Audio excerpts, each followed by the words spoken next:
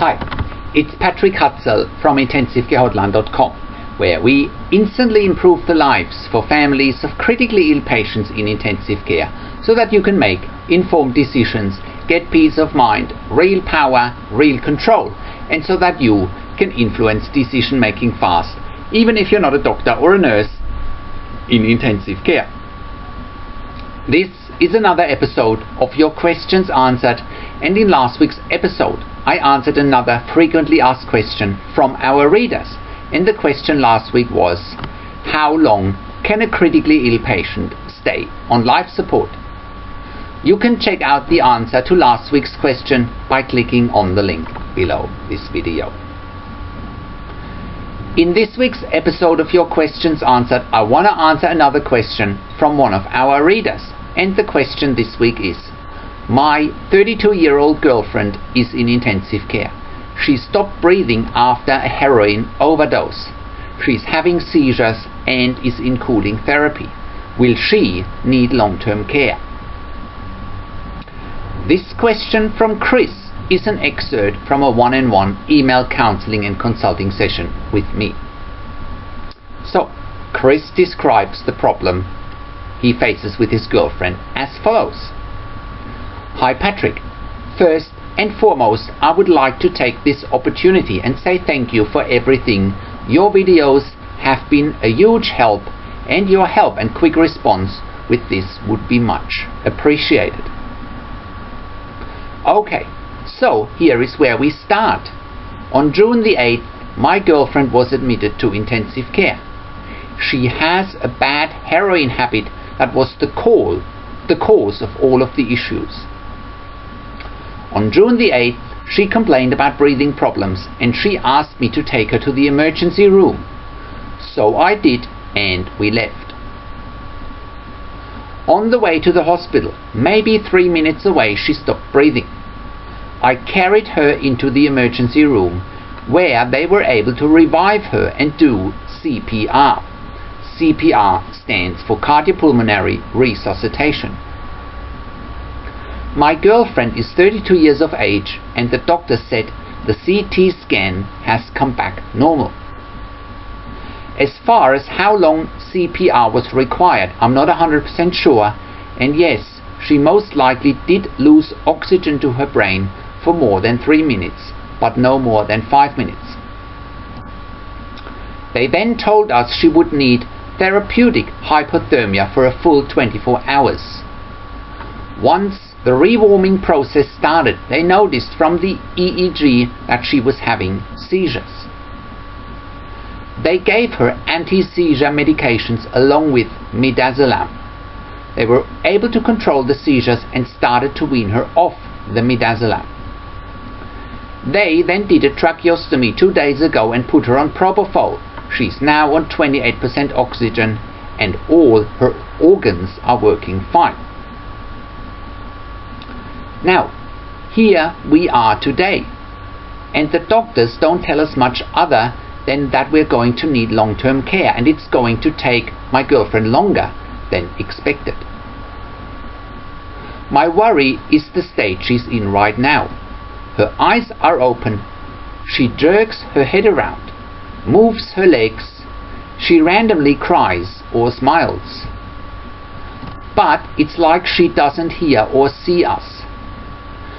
One of my questions to you is, does it sound like my girlfriend is in a vegetative state, or could the propofol and anti-seizure medications cause her to be doing these things? Mind you, we are assuming she has been withdrawing this whole time from the heroin. I really hope you are able to answer me the best you can. Your response and your help means a lot to me. Thank you, and thanks for everything. From Chris. So, here is my response. Hi Chris. Thank you again for sending your questions through, and thank you for using my one-on-one email counseling and consulting service. It sounds to me like your girlfriend is in a challenging situation. However, it's also a situation that is nothing unusual when being in intensive care. So let's break this down for you so you get a good understanding and clarity of what's happening. doing hypothermic therapy is quite standard therapy in intensive care after cardiorespiratory arrest and subsequent CPR. Cooling therapy is protecting the brain and other major organs. You are assuming that your girlfriend is most likely withdrawing from the heroin, and that is certainly happening or has happened, which most likely led to her having seizures. The cooling therapy might be part of the issue too, and I will explain why in a moment. The seizures might have been prevented by using higher doses of midazolam from the start, as the combination of cooling or hypothermic therapy and the withdrawal from heroin are making it all the more likely to have seizures. Midazolam is certainly helping to manage seizure activities, and it's most of the time very effective to eliminate seizures altogether. But coming out of the cooling therapy too quickly whilst withdrawing from heroin is almost a recipe for having seizures if the waking up and warming up after cooling therapy happens too quickly. Warming up after cooling therapy needs to happen gradually and slowly, usually by 0.1 to 0.2 Celsius per hour, which is around 32 degrees Fahrenheit per hour, until a normal body temperature of around 36.5 Celsius or 97.7 Fahrenheit has been achieved. Normally, the body temperature in cooling therapy is being cooled down to 32 to 33 degrees Celsius, which is 89.6 to 91.4 degrees Fahrenheit. On the one hand, it's good to hear that the CT of the brain has come back normal, and on the other hand, it's not so good to hear that you think there may have been more than 3 minutes of no oxygen to the brain. More than 3 minutes without oxygen to the brain can cause irreversible brain damage, and it's also more likely to have seizures, especially when withdrawing from heroin or other drug substances, including alcohol withdrawal. Now, sometimes the first CT scan can show no changes, and therefore now that your girlfriend isn't waking up, it would be time to do a second CT of the brain or an MRI of the brain to find out if there are any changes. I'm sure they would have also gotten some results from the EEG monitoring in terms of brain activity. It's good to hear that they have done a tracheostomy, since there seems to be a delay in waking up.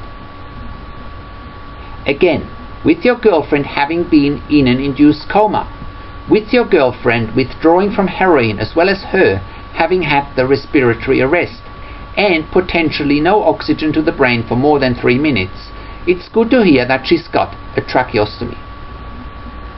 A tracheostomy will give her more time to wake up, and it'll also give her time to be slowly weaned off the ventilator. Especially with a delay in waking up, and with a delay coming off the ventilator, a tracheostomy will buy time and give your girlfriend another supporting and also time-buying device to deal with this challenge of waking up and coming off the ventilator. It's good to know that all other major organs are working fine. However, please also keep in mind that the brain isn't working 100% yet, and the brain is one of the major organs too. Most of the time with head and brain injuries, waking up can take a very long time. Having had no oxygen to the brain for more than 3 minutes and having the seizures would be classified as a head and brain injury. Therefore, be patient and let your girlfriend wake up in her own time. You may also want to check out another article and video that I wrote, What Happens If My Critically Ill Loved One Had a Period Where They Had Insufficient Oxygen Supply to the Brain. What is the prognosis after the brain has not had sufficient oxygen supply? So I put a link to this article and video below this video in the written version of this blog. So, the symptoms that you are describing Chris with My worry, and I'm paraphrasing here from your original email, my worry is the state she's in right now. Her eyes are open, she jerks her head around, moves her legs, she randomly cries or smiles, but it's like she doesn't hear or see us. My question to you is, does it sound like my girlfriend is in a vegetative state, or could the propofol and anti-seizure medication cause her to be doing these things? Mind you, we are assuming she has been withdrawing this whole time from the heroin. Now, here we are today, and the doctors don't tell us much other than that we are going to need long-term care, and it's going to take longer than expected. You have described waking up after a head or brain injury or seizures, as well as withdrawal from heroin, very well. And again, it's nothing unusual to go through this in the way you are describing this in your email. But it's not a vegetative state from what you are describing, and it's more like work in progress. Again, you've got to give your girlfriend more time to wake up in her own time. This can sometimes take many days, many weeks, and sometimes many months. It's hard to predict, and again, with the tracheostomy, your girlfriend has more time to wake up in her own time. It's also good to hear that they've changed from midazolam to propofol. Midazolam is a long-acting sedative, and propofol is a short-term sedative. That means as soon as propofol is reduced or ceased, your girlfriend should wake up, and if she doesn't, it simply means that she's not ready. Midazolam, on the other hand, is a long-acting sedative, and it takes a lot longer to wake up after an induced coma. Again, on top of the midazolam, your girlfriend had in the beginning to manage the seizures. She would have also had either phenytoin or Keppra, and that would have also dampened brain activity and waking up. Again, I can't stress this enough, Chris, in how important it is to be patient when it comes to waking up after an induced coma and seizures. It's also a good sign that they stopped using the midazolam for now, because it's a sign that the seizures are under control with either the phenytoin or the Keppra that's being used as anti-seizure medication. Also, keep in mind that if your girlfriend takes much longer to wake up and also can't come off the ventilator and the tracheostomy, keep looking at options such as intensive care at home. Services like intensive care at home provide a genuine alternative to a long-term stay in intensive care, even when patients require ventilation with tracheostomy. Intensive care at home is a fantastic service, providing a better quality of life for long-term intensive care patients and their families in their own home as a genuine alternative to a long-term intensive care stay. Therefore, keep an open mind of what's possible. You are also saying that now, here we are today, and the doctors don't tell us much other than that we are going to need long-term care, and it's going to take longer than expected. It's always difficult to predict how long it'll take for someone to wake up from an induced coma, especially after seizures, cooling therapy, and potential brain injury. Therefore, it's no surprise to me that the doctors would say that. The doctors in intensive care and the intensive care team always tend to be negative, and therefore you need to take everything they are saying with a grain of salt. And most of all, don't look at what 99% of the families of critically ill patients in intensive care are doing, and they make no informed decisions, have no peace of mind, no control, no power, and no influence. 99% of the families in intensive care don't second guess, and they are not questioning the intensive care team. It's good to see that you are different, Chris, and it's good to see that you are taking charge and control of the situation by getting to the bottom of things. The doctors in intensive care will always refer to the worst case scenario, and in your girlfriend's case, they are referring to long-term care. And you have correctly wondered why they do that. Well, they do that because they don't want to put up your hopes because it keeps them in control of the meaning of the situation if you don't question. If your girlfriend isn't waking up, it means she needs more time, and the intensive care team in this ICU may not be prepared to give her the time because of their financial budget, because of their lack of ICU beds or staff, also maybe lack of empathy and compassion, and the list goes on. Most families of critically ill patients in intensive care don't look at what's really happening in intensive care, and they don't look at what's happening behind the scenes in intensive care. Once you know and understand what's happening behind the scenes in intensive care, you will become much better at interpreting everything the intensive care team is saying and also what they're not saying. To get a very good understanding of what's happening behind the scenes in intensive care, I wrote an ebook with the title The 10 Things You Didn't Know Are Happening Behind the Scenes in Intensive Care That Hold You Back from Making Informed Decisions, Get Peace of Mind, Control, Power and Influence when your loved one is critically ill in intensive care. And again, I put a link to this ebook in the written version of this blog below this video. For the intensive care team, it'll be much easier to send your girlfriend to long-term care and let them deal with rehabilitation and waking up. Your job is to advocate for your girlfriend, question the intensive care team and their negativity, and give her the best shot of recovery while she is in the intensive care environment. Your job is to position your girlfriend's diagnosis, her prognosis, as well as her care and treatment in a light that will give her the best shot at recovery, no matter how long it takes. Your job is to make informed decisions, get peace of mind, control, power and influence really quickly. And I've just given you most of the tools and most of the empowering you need to do that. I hope this helps, Chris. Now you know what you need to focus on, and you also know what to look for, and you have more and a better context to interpret everything the intensive care team is saying and not saying. Wishing you and your girlfriend all the very best. So, how can you become the best advocate for your critically ill loved one, make informed decisions, get peace of mind, control, power and influence quickly whilst your loved one is critically ill in intensive care?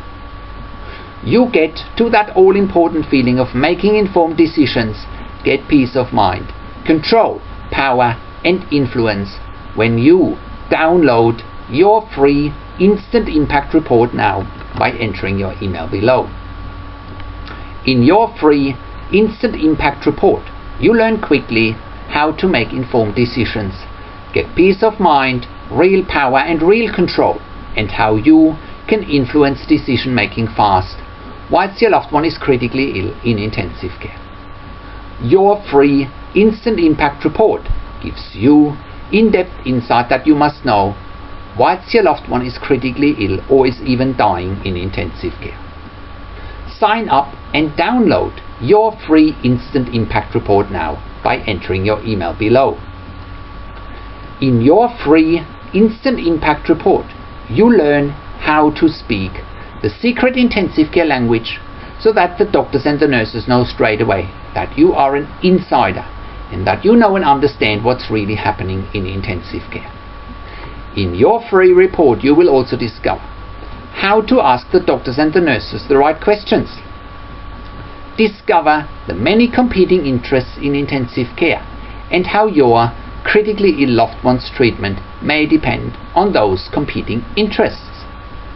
How to eliminate fear, frustration, stress, struggle and vulnerability even if your loved one is dying.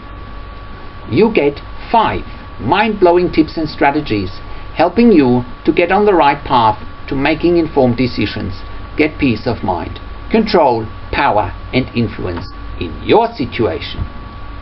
You'll get real-world examples that you can easily adapt to your and your critically ill loved one's situation. How to stop being intimidated by the intensive care team and how you will be seen as equals. You'll get crucial behind the scenes insight so that you know and understand what's really happening in intensive care and how you need to manage doctors and nurses in intensive care. And it's not what you think. Thank you for tuning into this week's Your Questions Answered episode, and I'll see you again in another update next week. Make sure you also check out our blog section for more tips and strategies, or simply send me an email to support@intensivecarehotline.com with your questions. Or you can call me, find international phone numbers on our contacts tab. Also, check out our ebook section where you get more ebooks, videos and audio recordings, and where you can also get one-on-one counselling and consulting with me via Skype, over the phone or via email by clicking on the products tab. This is Patrick Hutzel from intensivecarehotline.com, and I'll see you again next week in another update.